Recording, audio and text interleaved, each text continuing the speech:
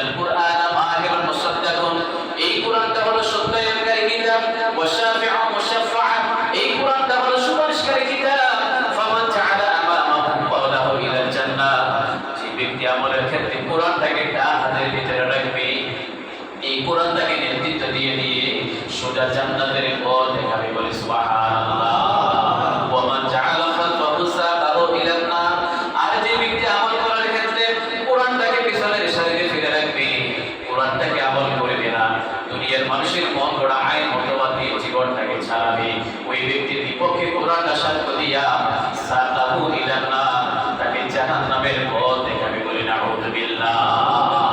বলেন কোরআনের সুপারিশ আমরা চাই? ফাত্তাবিউনি, চারটা বিষয় বললাম, একটা হলো আল্লাহ, দ্বিতীয় হলো রাসূল, তিন নম্বর হলো কোরআন, চার নম্বর হলো রাসূলের হাদিস। কথা কি মনে থাকবে তো ইনশাআল্লাহ?